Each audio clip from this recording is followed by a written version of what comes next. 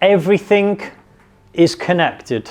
We just don't have the ability to pick it up with our five senses. Science says everything is energy. Now, it's really easy to see energy on a certain vibration. No matter what you pick out, a Mars bar, a cup, a table, a person, it's all energy. But there's energy in this room that we can't see. There's different types of light in this room that we can't see. There's vibration in this room that is picking up radio 1, radio 2, all of those different frequencies are right in this room.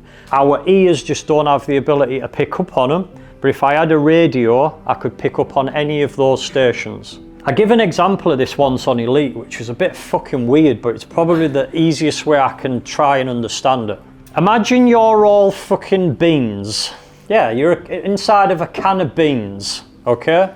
Now imagine you couldn't see the bean source. So you're just looking in your little can at all the other beans, all of these little individuals of beans, and that's what we do. We look around and they go, oh, there's more fucking beans about.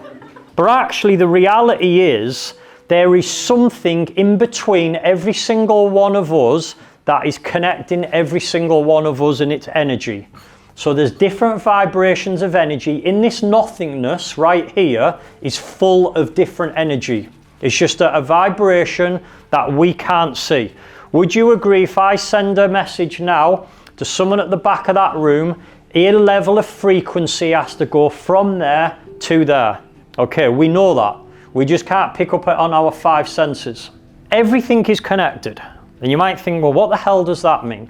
As I wrote the other day, you will worship one of two things. There is nothing else.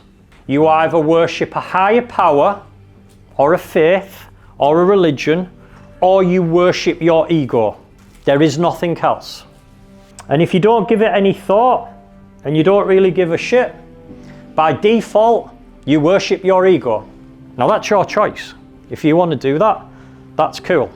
But when you think everything is about you, and you only, you come from a place of need. You come from a place of fear. You come from a place of lack.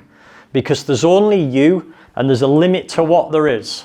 But because I see everything as divine oneness, all as I am is some energy that's a part of this whole thing.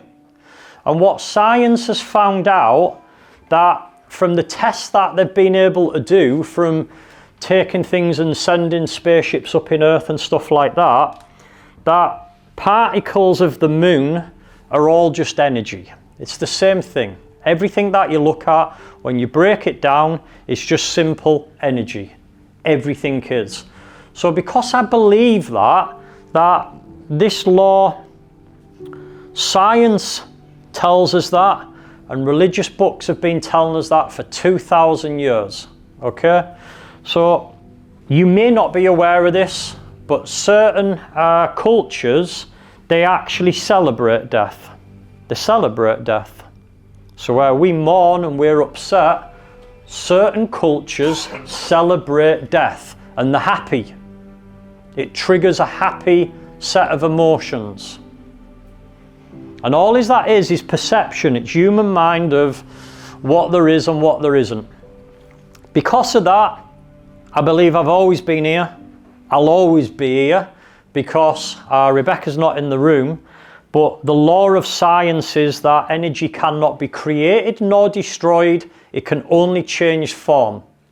And I live my life more peaceful because I'm not walking around thinking there's just me in this little world and I have to grab things and I've got to collect the houses and the cars, and if I lose them or I don't get them, then life's not good and I beat myself up and I make myself feel shit. I have no connection at all to material things, nothing. It doesn't mean that I don't like them and I don't like the experience of them, but I'm not connected to those particular things. And it's why when Gemma reversed into my car, I just went, okay, well, how do we fix it? Not many people would take that mentality when someone crashed into your fucking 200 grand car. Regardless if you are aware of it, if you care about it, if you don't believe it, it is still there.